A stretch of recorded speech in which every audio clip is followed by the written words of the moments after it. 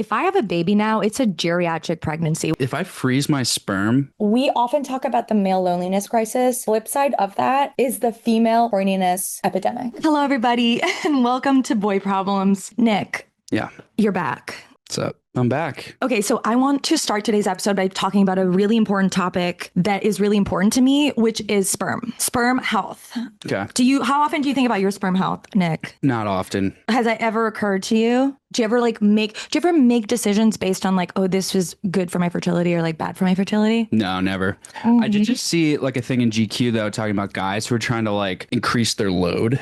Did you see that? And they're like taking like different vitamins and minerals to try to have like a bigger army, a bigger genetic glitter. Ejaculate. So basically, I want to talk about your little swim team. I've told you before that I'm very pro freezing sperm. Yeah. And I think it's not talked about enough. And I've been talking about it for years. And apparently there's a new study that confirms my feelings about it. So apparently scientists have just confirmed what women know emotionally. We've known it spiritually, that men's sperm ages like milk. Okay. You seem skeptical. Yeah. Okay, so there's this new study that found that as men get older, their sperm doesn't get slower. It gets kind of weirder. So there's more mutations that build up. The DNA gets a little bit messy. And it's called positive selection, which sounds really inspiring. But apparently the bad sperm kind of mutates more, or like it takes like the lead.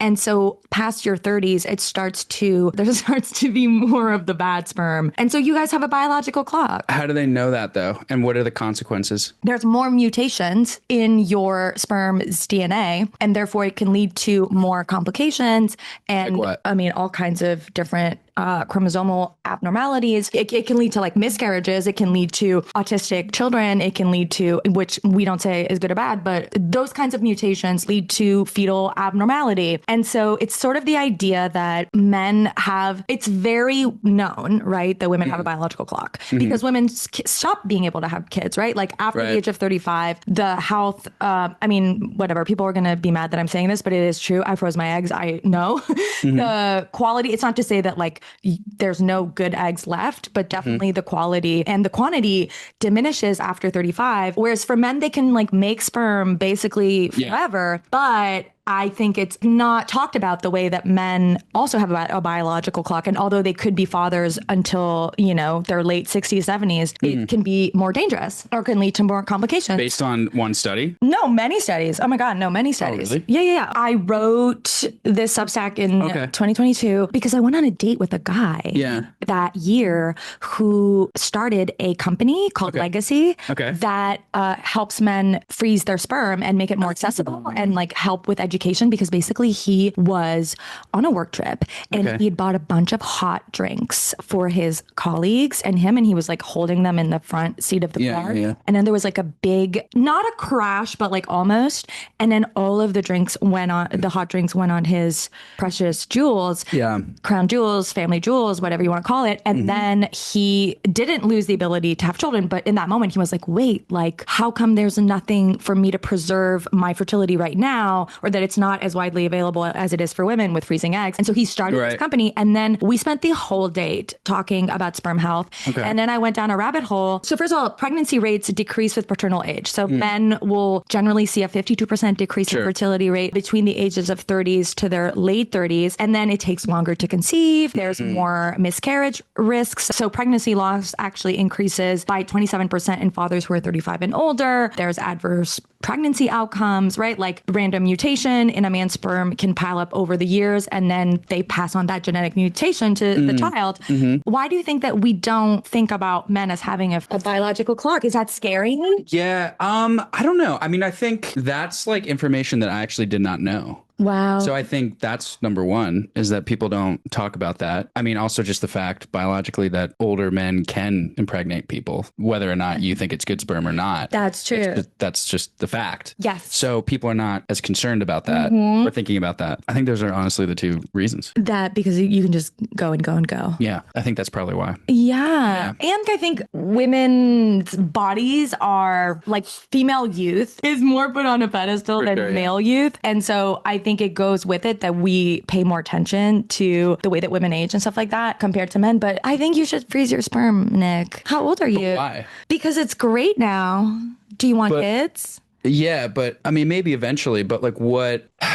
I'm making you nervous. No, I'm just thinking. Okay, here's a question. How expensive is it? It's like $300. That's no way. It's nothing compared to, for women, freezing their eggs is like tens of thousands of dollars. And for men, it's a couple $100. You don't have to inject anything. You know, freezing your eggs for a woman is just like weeks of injecting. It would be kind of sick to just have like a load in the fridge or in the freezer that I can just kind of like, if I ever get to be the age of like 75, I can be like, no matter what, if I have kids or not, I can just be like, that's a golden load. Golden load. That's a special one. And maybe it's like a investment. Maybe I can resell it later on for like have you ever 300x the price. Have you ever thought of selling your sperm? No. Oh yeah, sorry. Yes, I have thought about it. Yeah, not like in a serious way where like I thought I would do it. I don't think I could do it. Why? Oh, because I think it just freaks me out too much, just knowing that there's like me out there, like little me's but you're so cute. Oh, that's sweet. I think I would just be too like freaked out by the idea. Right. I get that. Yeah. You know guys who do sell their sperm? I not personally. It's always like a friend of a friend. You know what I mean? It's one of those it's like an equivalent of like you don't know anyone personally, but like a friend of a friend. Anal. Like you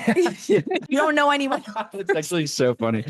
But you know people do it. Yeah. But do you think it's because people are lying about it? Do you think more guys have done it? I think that they would talk about it because it's probably like a thing that they're like curious to know what other people think about. I don't think guys are that secretive about it. About selling sperm? Yeah. Okay. I think they would just say it. I'd be fine with a guy who sold his sperm. Yeah. I mean, there's nothing wrong with it. Should be spread around. I think a lot of women, if you want to apply to get Nick's sperm, definitely let us know in the comments. Are you taking it personally? No, not at all. Okay. Nothing you ever ask me or tell me I take personally. But do you get annoyed when women are like, see, you have a biological clock too? Does it feel like an assault? No, but I did wonder when you asked it and when you were talking about it, I was like, is this sort of like a gotcha thing? Or is this like an actual concern where you're like, is the point of this conversation like, we need to show how bad it is that like not considering like the bodily health of women enough, which is obviously true. I agree with that. Yeah. Is that the point of it? Or is it actually like, no, this is like a thing we should really look into because of the actual science and the benefits? That's what I was wondering. Sure. When you at it. Is that pizza? Maybe. Did you tell him where it was? I told him 10D, but like we ordered pizza. Liz knows my love language, which is just shoveling food down my endless like vat of organs. Do you get turned on by the idea of your partner being turned on by someone? No.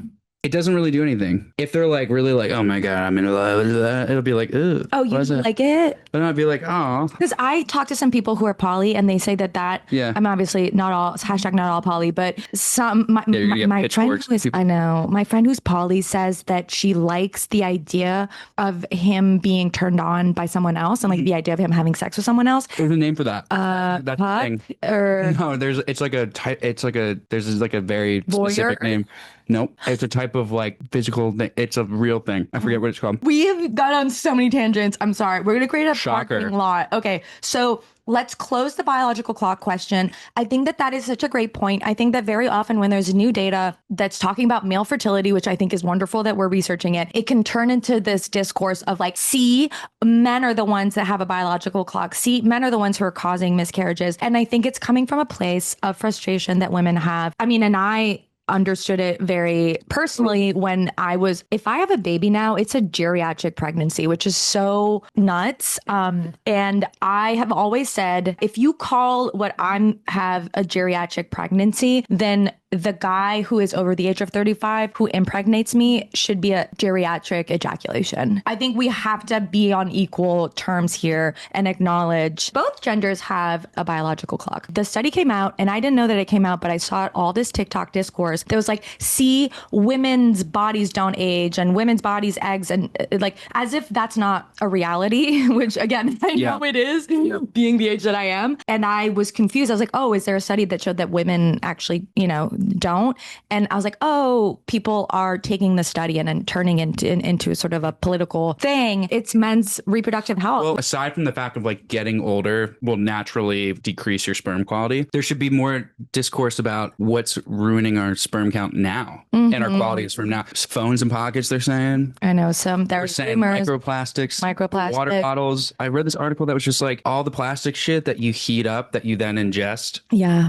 Even just like clothes that are like cheap quality clothes that you put in the wash that are hot. Yeah. Hot water releases all these microplastics, like forever chemicals. Like that's just as important, I think. I agree. Rather than just being like, as you get older, obviously, yeah, and I get that, but like if we're gonna have the conversation, have the full conversation. Yes. You know? For men, you know what have you heard of this? So heat, like going into the sauna. Yep. And again, you don't have to do this, but it's recommended to go into the sauna if you're trying to get pregnant, to go into the sauna and then put an ice pack on your jewels, glitter body. Because it's not supposed to be hot. Cool. Yeah, because it keeps it cool, which is better. Again, it's small little hacks like that that I think would just benefit society in general and men, you know, knowing more about their reproductive health. And then again, would take the load off, no pun intended, on women's responsibility when it comes to fertility. I think the frustration is coming from a place of, well, when there's fertility issues, often we look at the woman and we look at her age. Yeah. And I think a lot of women, and I include myself in this, like, I feel like it's, well, maybe it is my fault, but I feel like it's not my fault that I haven't had kids yet.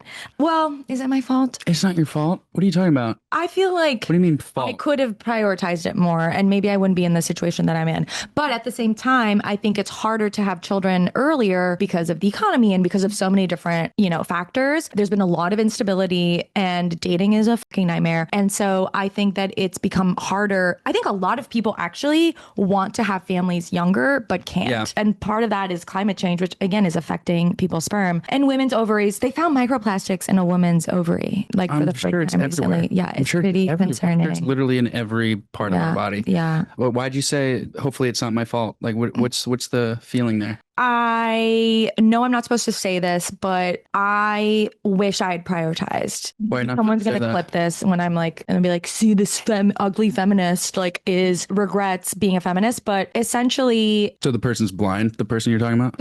You're funny. Look, I love my life and I wouldn't change a single thing, but I think I rolled my eyes at women who were more conservative, for example, who were like, you got to prioritize finding a husband. And again, I'm not saying that what women should be I think prioritize you and becoming the best person that you're going to be, because that's going to also lead to the best relationship you can be in. But I do wish, if I had known how difficult dating in your late 30s was, I think I would have prioritized it a little bit more. Basically, I dated a lot of guys who were great boyfriends, but like bad husbands. And I think I would have dated a little bit differently. And I feel bad that I'm saying this. I feel very conflicted about the fact that I feel this way. I want to be able to say to women, prioritize your career and do whatever you want. Everything will fall in place. But I have been shocked by how quickly your life will go and how quickly things will come along and how that hasn't fallen in place like easily, you know? Totally. And I think that's really awesome of you to just be open about it and just be real with your fans and your listeners. You can fight for women's rights and everything and be the greatest feminist of all time. And at the same time, like you're speaking, like you have your own life and your own decisions, your own desires, your own wants. It's not like all women want exactly the same thing. That's true. And that's okay. Yeah. You know? So I think it's cool to be open with your audience and just, you know, I think it's brave. Wait, if I freeze my sperm, someone like 300 years from now use it? That would be a really good incentive. That would be really good incentive for people because they'd be like, I want to have my son rule the world in 800 years. Like that's a crazy thing to think about. That's not what I want. I'm just saying like someone might be like, that might be an incentive. Kind of have to think about incentives if you want people to do things. What would make you want to freeze your sperm? What would be the incentive? First of all, the fact that it's relatively cheap is like really big. And I think it's fucking crazy that how much do you have to pay to freeze your eggs? Like $30,000? $10,000. Oh, 10 to 15. Okay. I mean, I got it cheap for 10, but it's 10 to 15. And I was told you should do another round. And I was like, I can't fucking afford that. So it can be 20 to 30. Yeah. If you have to do. Wait, so you're telling me I can't just wank one off in a little ice cube tray and then put it in the fridge? You can. Oh, you mean like freeze your own sperm at home, like DIY? Yeah. That would be kind of awesome. If anyone knows how to freeze your sperm at home, let us know in the comments. I said how. I think you just put it in like water. In water? In the little ice cube trays. Oh, Oh, what if someone makes like a mojito? No, you label it. We make a drink with your sperm. No, you should label it and you should put it in a locked box. I think I need to eat more pizza. Yeah. Do you want another slice? I think I should eat something. Okay. That is okay. I need to talk to a mental health. You should go to therapy for the weight. Can everyone just see how she just ate this? That was her first bite. I don't know if I want to continue this tonight. I don't feel safe. I joined an app. We're not going to name names. Okay. Don't you guys want to know what app it is? You know, say the name. Say the app. Say the say it. Okay, I joined an app. Farmers only? But I joined an app that prioritizes physical connection. Let's put it Grindr. Okay, no.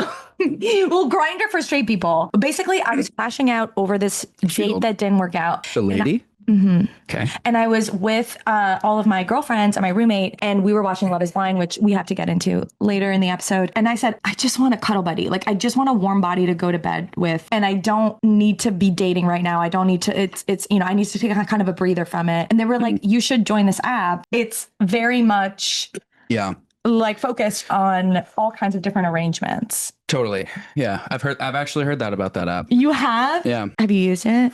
I downloaded it for one day.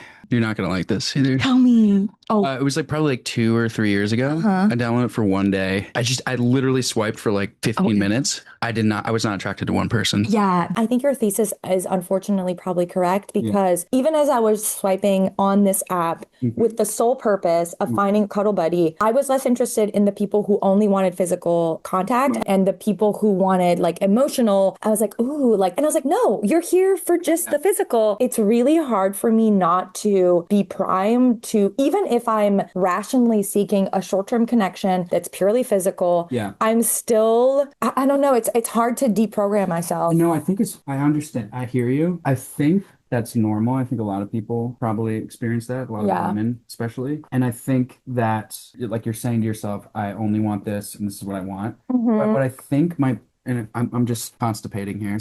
I think that maybe you actually want more and you're thinking that that's just going to be the easiest thing I can get right now to have that to satiate myself. And when in reality you're like, I kind of want it all, but that's not been happening based on dating 50 of these idiots or sorry, whoever, just, duds, whatever you want to call it. And so your brain goes, oh, that's okay. I never wanted that anyway. Yeah, you're right. All I want was this. And you're just thinking of the one thing that is the most comforting in the moment. Yeah. I could be wrong. Whereas I know a lot of guys who are just I straight up don't want that other side of it. This happened with an ex, whatever. I reconnected with an ex, which is always a bad idea. And I thought, well, this is perfect, an FWB situation because he's not emotionally available. I'm over it, but physically it's great. And then we get together and he's saying all these things to me that are really emotional. I've missed you so much. And I need to see you. And love bombing. I think he's in love with me and doesn't. No.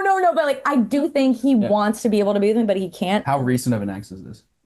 We dated 2 years ago. Okay. And it was very intense, but he's just in a situation with a co-parent. He's just. That's a trend. I know. That's a trend. A lot of dads in it's because of my age, honestly. Right. And I think dads are great. Dads are. They show that someone is capable of quitting at least temporarily. Yeah. I think if you've been through a divorce, you're often very much more emotionally, you've had to work on yourself. But then, as soon as you started talking about the emotional stuff, I started just getting looped right in and I was like, how am I here? How am I back here? I don't think it's all women. I don't think it's all men, but I do think I find it difficult not to start having an emotional connection. Sometimes to a fucking loser. Let's be honest. Right. It's sometimes I feel because there's such an intense physical connection, I'll start developing an emotional. I mean, this actually brings me to segues perfectly. That I can relate to. Oh, yeah? Do you have that? I've definitely experienced that before. Where you have a great physical connection and then you start having feelings? Yeah, even though you know that maybe it's not the thing. Well, okay, teach me your ways. How do you enter a purely physical? I am by no means an expert on this at all. Because you're a boy. I'm a man. You're a man. I'm sorry. I actually was thinking about this the other day. You know how people are someone's I'm dating this girl, and then someone will be you're dating a woman. And then it's actually a good point because there's no other, you can say I'm dating a guy. Yeah. But there's no guy for women. Gal. You can say gal. Gal, is that a... I like gal now. Gal is like casual. 1940s. I kind of like that though. Gal means like a woman, like it's like a casual way of referring to a woman. It's guy for women. I think so. Okay. I don't know if anyone has any other ideas. Yeah. Do you have any tips and tricks for women who want to be more like men in the bedroom? Like want to be able to do a friends. Let's say that there are women who are listening who want to be able to do a friends with benefits situation and be purely physical, get their physical. Because I think, okay, I'm going to say it. We often talk about the male loneliness crisis. Yeah. And the flip side of that is the female horniness epidemic. That's the flip side. So what is that? Tell me more about that. Because I think that we're not acknowledging that men not having sex, obviously we talk about male loneliness. We're like, men aren't having sex, men aren't going on dates, men are just watching porn and watching video games. There's sort of no addressing how that impacts women. And that if men aren't having sex with women, women aren't having sex, right? Unless they decide to become queer or they are queer. And so I think it is like underappreciated just how horny women are. Because there's no men that they feel that they want to have sex with or men who want to have sex with them. They're more selective and guys are less selective and their guys are sort of like, I would just love to get laid. It doesn't matter. I don't really care. And women are more like, well, they have to be this. I think that women are used to being pursued. And if they're not being pursued because men are isolating in all kinds of different ways, and they're not as likely to go up to them at bars and people aren't going out and, to parties and stuff like that, then women aren't being approached. 1 in 4 women under the age of 35 hasn't had sex in a year. And I think that there's more, I don't know, Scott Galloway, who's a friend of the pod, has talked about I like him, yeah. the fact that it's one of the most dangerous things is to have like a lot of men who aren't having sex and who are single and not able to have relationships with women. But I don't think that the fact that women aren't able to have relationship with men is as single men are viewed as like a threat to society. And single women are not, right? And I will say there are a lot of women who online and on TikTok who celebrate being single and celebrate decentering men. Power to that. But also like, but I think a lot of women are not wanting to do that. Okay, so one of the things in my algorithm is like funny thing where like I've seen it twice, different type of memes. It's not like a common thing, but like it's like a meme or whatever, like an image or a video of like a woman like freaking out at a guy, and like the caption's like, "Just ask her out. The worst she could say is no," and it's like her just being like. Or something like that, which I don't think actually happens obviously. But it is like a scary thing for a guy to go up to a girl and face rejection. And I think that they should keep doing it. 100%. And I think it's a thing that guys, we have to keep doing. Yeah. Guys who are single, obviously, if you're married, probably not good. Don't do that. I do think that like if women are feeling that way, like even just a slight push from the woman, like just being like making a first move. Yes. Which I know feels maybe like it's not the thing, but like you might be surprised. That could just be like the fucking domino. Then leads the guy to be like, I'm here. I'm ready. 100%. I think times are changed. It's not all about just like waiting for the guy to like go up and say, I still think guys need to do that. I do. But like, I think it's really cool. Like if I've ever been approached by a woman at a bar or something and they like say, hey, like, that's the coolest thing. Okay. Yeah. I approach guys all the time. I can tell they're afraid. Also, it's just nice to start a conversation with a stranger, like period. And so I've talked about this a lot on the show of just like things you can ask, just ask a question. I mean, this is my take. I think men need now in 2025, they need a signal that it's like the woman's interested and it won't be a creepy thing to approach, right? So it could be a smile, it could be a wave, it could be a like, whatever that is. Hi, Liz. Can you settle an argument? We love settling arguments. We do. Okay. My boyfriend says I need to ask before I grab. You're right. He's wrong. He's wrong already. Just trust me. He's wrong.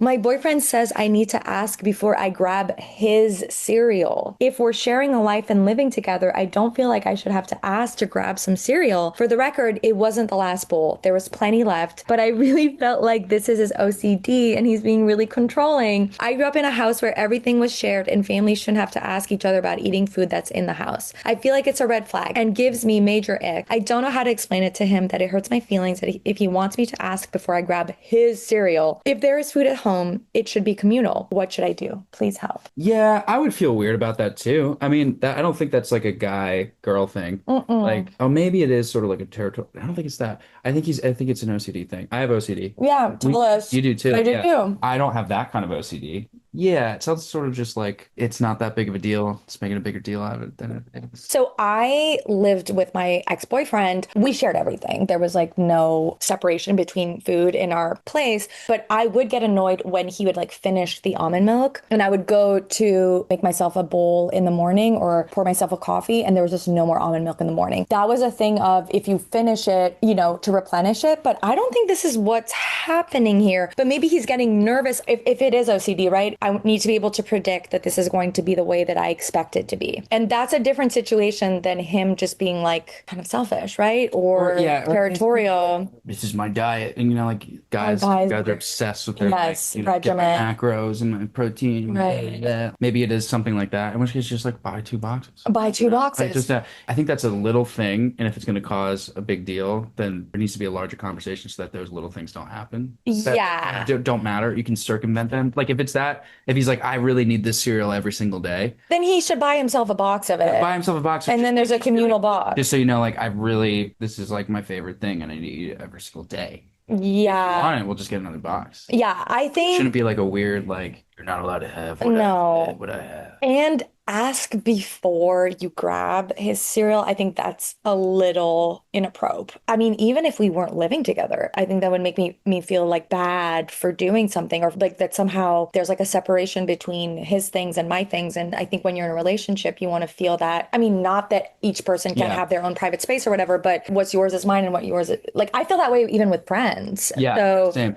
I think if it's that big of a deal, he needs to just back it up with like a really good reason why. Yeah. It shouldn't just be like out of principle. His cereal. Ask before. It can be like, yo, I'm going to die if I don't have the cereal. Yeah. Here's why. I'm literally going to die. Yeah. And I would even approach it with humor. I would be like, this is weird. You know, like I'd be like, this is making me feel like, and it's just over cereal. Like, what can we do about this? Right. I think in relationships, the best thing to do, well, first of all, in relationships, there's kind of no, this is my problem and this is your problem. If you're in a relationship, it's our problem. And so I think that's how I would approach this situation, which is like the fact that you feel hurt by that is actually both of your problems to have to address. And it can't just be like, well, this is mine and deal with it. Or I think the way he responds to it would be really important. You could also just be like, you're a grown man. Stop eating cereal for breakfast. Eat eggs and steak like a woman. Yeah. What's your favorite cereal? I don't eat cereal. You don't? You stopped eating cereal and you were like... I never really liked it. Are you serious? Even as a kid? Yeah, serious. I never... You wanted like a party breakfast? Yeah. I don't know why. Wow, I just crazy. like cereal. Okay, that's wild. Pop-Tarts though. Pop-Tarts though. My new boyfriend sort of asked me to put on lotion. Sort of? How do you sort of? What? Okay, we're getting into it. We were both getting ready in the morning at his place and he asked, can I put some lotion on you, babe? Then I said, what do you think? I'm dry? And he got like a deer in the headlights look on his face. This started a huge long thing and I feel crazy. I keep asking if he thinks I'm dry and his answers are never a no. He thinks this is the same as telling someone to drink water. Oh, it feels so different to me than telling me to drink water. It's about my physical appearance, hygiene. It's totally putting in my head, and I've never had this feedback before about my skin. Am I being hypersensitive or do you think it's a valid crash out? I have thoughts, but what do you think? Really interestingly, when I was at the beginning of reading this question, I was like, oh, guys just think it's hot when you put on lotion. Yeah. Right? It's like, oh, I want to like give you a massage. Yes. Yeah. Or even I remember being 16. Well, this was my first boyfriend. We hadn't like had sex and we never had sex because we were 16. Not that there was like an appropriate age to do it, but we just didn't. And I was putting on lotion after a shower or whatever. And then I put it on my arms and I put it on my chest and I put it on my legs. And he was like, why aren't you doing your boobs? And I was like, oh, he's like turned on by this. Like it was sort of a moment where I was like, oh, guys think that's hot. And so that's what I thought this was about. Yeah. But now it seems like he's just saying you're dry. Where was he trying to put the lotion on? Yeah, I have a lot of questions. Also the fact that he didn't say no. Yeah, he didn't. If he thought it was hot, he'd probably be like, no. Yeah. I just thought it was hot. Yeah. Yeah. Maybe he does think you're dry. Well, are you dry? I mean, maybe you had like your skin was cracked. But if it's not, really okay. More to this question. I would say if you feel that that was like a real issue. I don't know, that you have a skin issue, which it doesn't seem like you do. I think this is a little weird. I think it's a little weird. On her part or his part? On his part. Can I put some lotion on you? Wait, hold up. There's some things about this question that are really confusing. My new boy, first of all. I know. Okay. That's the thing I noticed. Let's really break this down. Sort of asked me. What does that mean? How do you sort of ask someone? No. We were both getting ready in the morning at his place and he asked, can I put some lotion on you, babe? Okay, so what? Okay, this whole sort of... I think she's trying to give him the benefit of the doubt, being like, he sort of asked me to put on? No, I mean, if that's the quote you gave, he literally asked. He literally did. Okay, so get rid of sort of. Do you think I'm... Yeah, exactly. Yeah. That's a good point. So, what do you think? I'm dry? And he got like a deer in the headlights look on his face. This started a huge long thing. I keep asking if he thinks I'm dry and his answers are never exactly a no. I mean, I think... Never exactly a no. What the hell does that mean? Yeah. Sorry. Also, like, why is he thinking about that? Isn't that a little weird? First of all, also, it sounds like I'm really coming at you on this one. Yeah. I feel for you. I don't want you to feel sad or upset.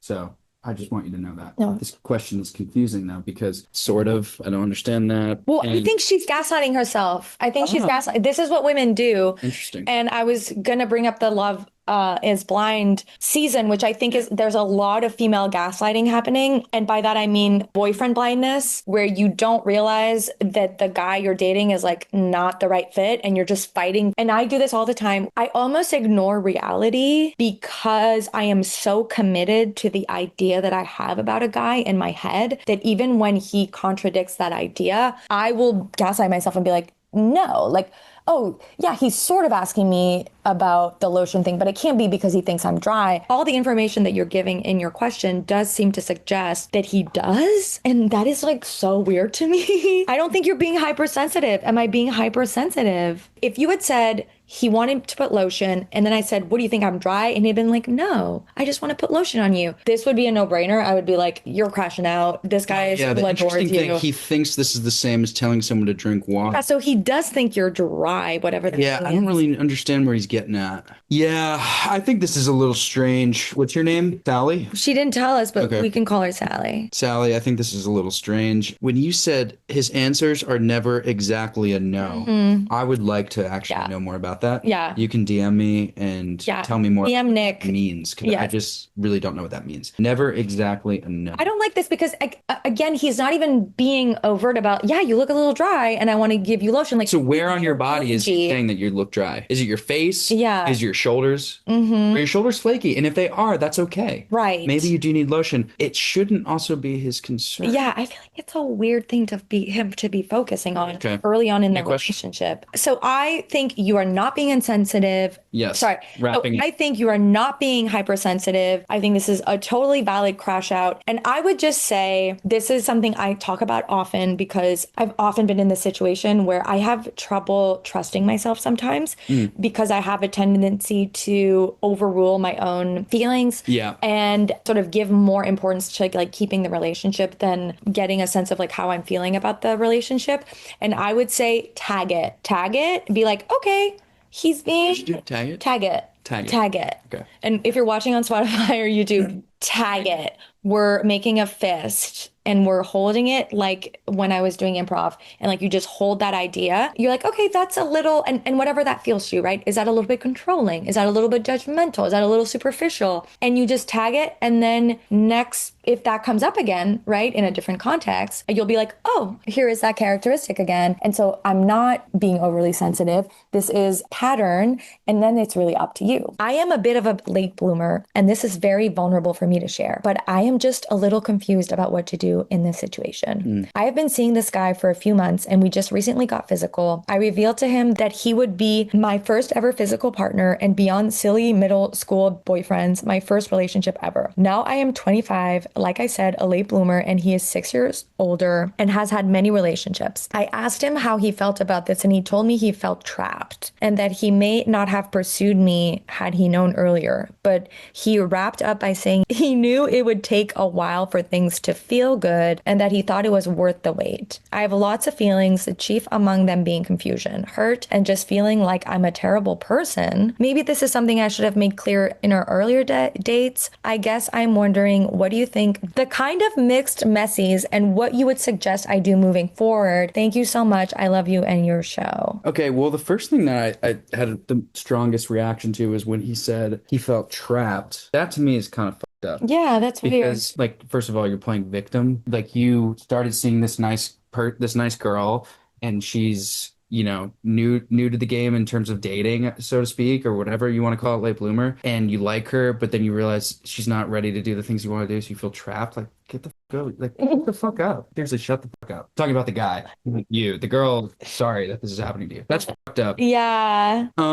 He may not have pursued me if he had known earlier. Yeah, that's so dumb. First of all, dating, you learn things about people as you go along. That's the whole aspect of dating. Yeah, you don't know everything going in. You're not supposed to like. This isn't like grocery shopping. Tell me this, like, unless you're like a murderer and you're like, oh, by the way, or like an assassin, like a wife bride, like a bride, like mafia. Yeah. You're like 6 months in, like, by the way, like, I'm in the mob. Yeah, which is fine, but just tell that a little earlier, maybe. No, there's nothing for you to be ashamed of. Nothing for you to be ashamed of. In fact, this guy should be ashamed for saying what he said. I agree. That's I would be worried that he can't handle much. Like, if he can't handle this, he can't handle the fact that you haven't been in a serious relationship yet at the age of 25, which, like, by the way, like, you're so young. Like, okay, it would be one thing if you're like, I'm 45 and I've never been in a long-term relationship, which there's nothing wrong with that. But I'd be like, okay, yeah, that's like a later in life situation. But even then, it would be like, why would anyone make a big deal out of that? Nothing in this situation should make you feel, as you said, terrible person. It's ridiculous. You shouldn't feel like that. Gosh, you're amazing. And any guy would be lucky to get to be with you and should feel so special to get to be with you, given that you're not giving it out, you know, for free. And you're really being intentional with the people that you want to spend time with and have a connection with. And so if he doesn't view that as a privilege and instead views it as like a burden, I would just really listen to that feeling. If you are in a new relationship and you feel like a terrible person, no, baby girl, no. You did nothing wrong. No, you're amazing. You truly did nothing wrong. No. And yeah, I think maybe I almost feel like this is like about him. Like, this is like his own insecurity. It just has nothing to do. And it's not as if you had brought up an issue that happened, which again, I don't like something that you did wrong, not knowing how relationships work, which I don't even know what that would be. It's clearly just about his own insecurity and his own feelings about himself. And I hate that it's being projected onto you and that you're internalizing that. And so, yeah, he just might not be strong enough to be with you. And not that you're someone that's difficult to be with. It just might not be someone who's able to withstand a lot. Like, and you just don't want to be with that kind of person, even though there's things that you like about him and, you know, whatnot. And I think you kind of answered her like real question was what you suggest she does going forward. Honestly, I would say this person's probably not the dude. Yeah. You know? Sorry. I don't know who he is or how. I mean, he doesn't sound that amazing. No, he sounds pretty. I'm just sorry because, you know, like if you're into him for other reasons, and I know how that, you know, like we were saying before, like when things are not perfect, but you have a connection with someone, this is not something you need to cover over. You can move on. You can move on, and you're so young. And so there's so many hot, amazing, wonderful people. And the sooner you let go, the more you make space for people who are excited to be with you and who have the capacity to be with you and who you can have fun with and feel amazing with, as opposed to like starting with these bad vibes. I don't know. I'm just of the mind. It's 2025. The world is on fire. Anyone who gives you bad vibes, not cut them out, but like you have the freedom to move away from that and not have to try and understand it, not try and analyze it, not try and fix it, not try and change yourself so that it doesn't happen. Like, and you say, what am I doing about these mixed messages? I don't think these are mixed messages. I don't think you're confused, right? Like, you know how you're feeling. I feel like a terrible person. This person is making me feel bad. I mean, I feel bad about myself when I'm around this person. have confidence in how you're feeling and really listen to it, and then make, act from that place of knowing how you want to feel. And maybe because this is your first relationship, it might be new. You're not supposed to feel this way. When you're in the right relationship, of course, there are moments that are challenging and you're learning and growing together, but you should not be feeling like a bad person from the get-go. One last thing about this that I was really pissed at, that he apparently said, he wrapped up by saying he knew it would take a while for things to feel good and that he thought it was worth the wait. No. It should be feeling good right now. And that the wait for whatever he's waiting for, like, that's so pathetic. Yeah, honestly. no, it's pathetic. It's loser. Like, if one of my guy friends came to me and told me this exact story and said basically exactly what you said, but from his perspective, I'd be like, the fuck are you doing? Yeah. Like, it's not just me trying to I think that's important to know. Like, when guys can call out other, their friends, certain things, like, that would be a moment where I'd be like, you said what? Yeah. That's kind of fucked up. Yeah. Because none of your friends are like, oh yeah, with time, it'll feel good to be with you. Right? Like, if I said that to you, it would just be nuts. Like, and just... Don't worry. I'll be happy with you soon. Yeah. That's awful. Soon as you change. Yeah. As soon as you do what I need you to do, which is not even... Yeah. It's just... It sounds very conditional, and I think... Tell him to take a hike. Tell him to take a hike and take the high road. Hit the road, Jack. Yeah. Thank you for being here for this extremely chaotic episode. We hope that you are having a good time. Oh, wait, let's read. Can you take your phone out? We have to read a comment. Okay, so please keep reviewing the show. We were in the top 10 last week. Wait, I did. Yeah, we really are crushing it. No, you. I mean, not me. Please, all of us. All of us. No, it is a team effort. Your reviews and your comments and you sharing the show has propelled us to being a top 10 podcast in the USA, which is wild and so exciting. So thank you so much. Keep them going. I want to read. Wait. Oh, sorry. I got sauce on my pants.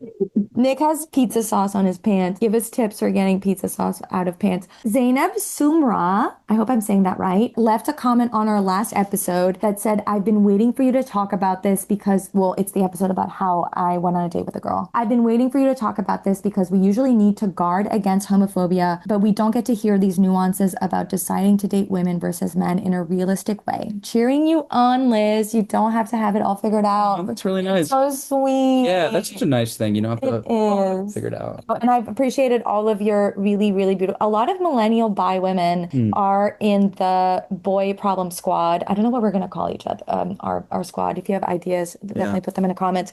And also the comments on YouTube have been lovely. I loved Loving Energy 932 said, proud of you for being seen. I Believe in Luck said, thank you for sharing parts of your life with the community. Sophie 3333333 said, also thanks for your vulnerability on this episode. We'll continue to comment until you have 2, 3, 7, 10 million followers. Your work has helped so many women, including me. I'm gonna cry. Oh my God. Sophie, thank you so much for all of your amazing comments. It really makes a difference, and we are totally making an impact. We're shattering the glass ceiling. Podcast is still a very male space, and we are making a difference. And I also love this comment actually from a neuroscientist. OPCN18 said, in neuroscience, there's a phrase, neurons that fire together wire together, which describes at the most minute scales how our nervous system, minute. Yep.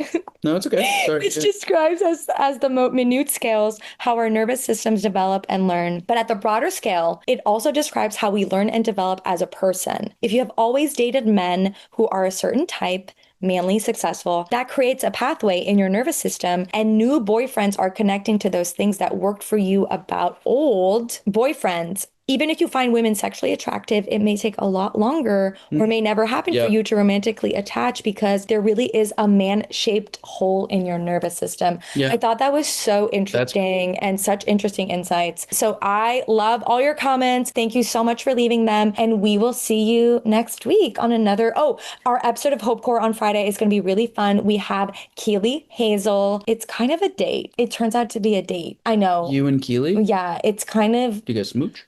We didn't smooch, but maybe we should do a part 2 where we do. Just, that's all you do. That's all we do for an hour. Would you watch that? Okay, let us know in the comments. We'll see you on Friday for Hope Core. And thank you, Nick, for being with us. Once again, the internet's favorite boyfriend, safe boy, emotional support. It's Pedro. Hetero, lovely human. Who said that? And Oh, are you not heterosexual? No, I'm just kidding. Are you hetero curious? Hetero curious means you're not. Hetero flexible? No. Hetero curious would be so funny. We love you. Thank you for being with us. And we miss you already. And we'll see you very soon. Bye.